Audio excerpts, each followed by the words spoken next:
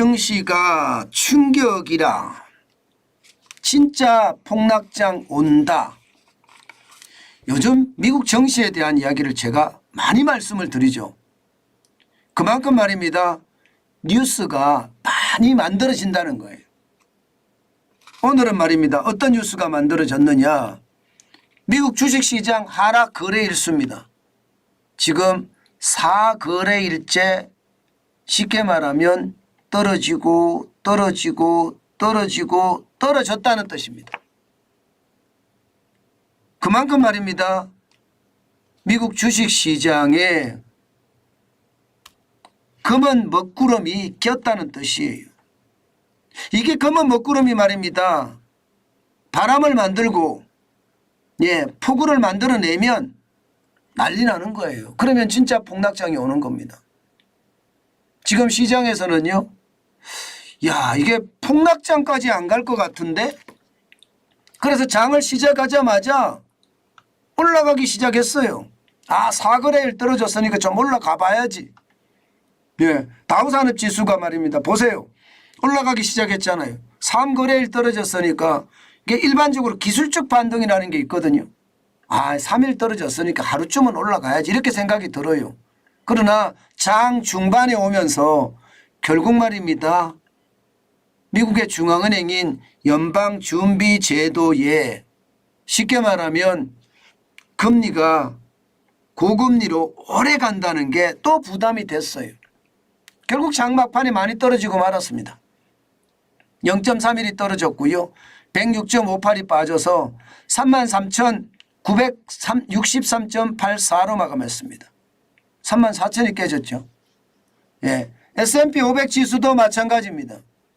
0.23이 빠졌고요. 9.99가 빠져서 4,320.06으로 마감했습니다.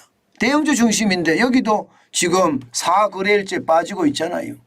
뭐 기술주 중심의 나스닥도 마찬가지입니다. 사실상은 약보합이긴 하지만 0.09가 떨어졌으니까. 그러나 떨어진 건 떨어진 거잖아요. 12.18이 빠져서 13,211.81로 마감했습니다. 그만큼 말입니다. 나스닥도 또 S&P 500 지수도 다우산업지수도요. 기본적으로 이 매파적 금리 동결에 대한 부담감이 굉장히 컸습니다. 사실은 9월에 미국의 연방준비제도 이사회 여기에서 연방공개시장위원회를 열잖아요. 여기서 이제 완전히 망가진 거예요. 매파적 동결인데도 말입니다. 지금 기준금리가 5.5%입니다. 5.5% 유지했는데도 시장은요 벌써 걸어버린 거예요. 벌써. 왜? 금리가 오래 간다고 하니까 아마 이거 저는 굉장히 충격이 된다고 생각해요. 제가 여러분들도 기억하실 거예요. 제가 고금리로 오래 간다는 이야기를 오래전부터 했습니다. 오래전부터.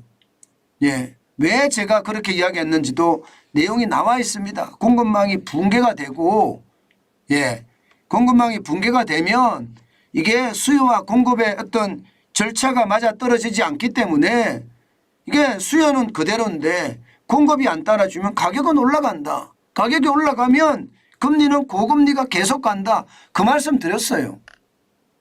제 말대로 가잖아요. 결국은 말입니다. 내년에도 5%의 금리, 2025년 2년 후에도 3.9%의 금리, 기준금리가 2026년에도 2.9%의 기준금리입니다. 기준금리가 지금 뭐 2년 후, 3년 후, 4년 후까지도 보면 이게 쉽게 안 내려갑니다. 그러니까 거기에 대한 부담감이 굉장히 크죠. 게다가 말입니다. 요즘 시장의 분위기는 중립금리에 대한 이야기가 계속 나오고 있습니다. 중립금리가 올라간다는 거죠. 중립금리라는 게 시장에 어떠한 피해도 주지 않는 금리가 중립금리거든요. 쉽게 말하면 물가 상승률하고 금리하고 좀 비슷한 뭐 정확하게 어디다 이렇게 이야기할 수는 없지만 물가 상승률 기준금리가 거의 같아지는 그 시점이 중립금리라고 이야기도 할 수 있습니다.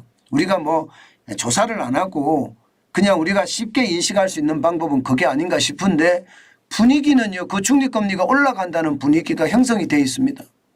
그만큼 인플레이션이 오래 가고 또 목표 인플레이션 어떤 물가를 2.0%가 아니다. 좀 올려야 된다. 이런 이야기도 나오는 게 중립금리가 올라가니까 목표 물가도 올려야 된다. 뭐 이런 논리로 설명이 되는 거거든요.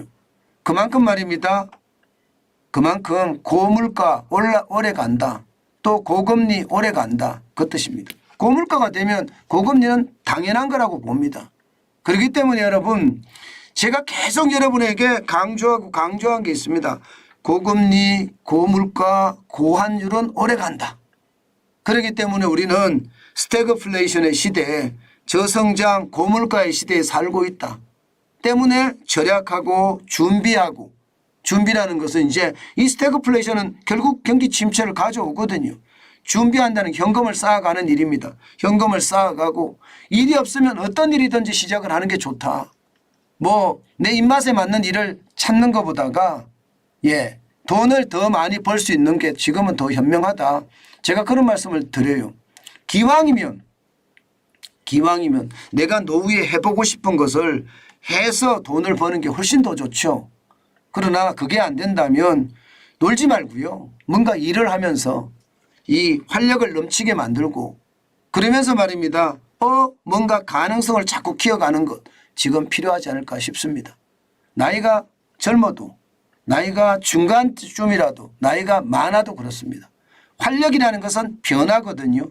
변화가 있어야지 움직일 수 있으니까 그 변화에 우리가 아주 강하게 대응하는 것 그러면서 현금을 쌓아가는 것 굉장히 저는 중요하다고 생각합니다. 그만큼 여러분 우리는 그 중요함에 우리가 반드시 생각을 해야 된다. 제가 그 말씀을 계속 제가 올립니다.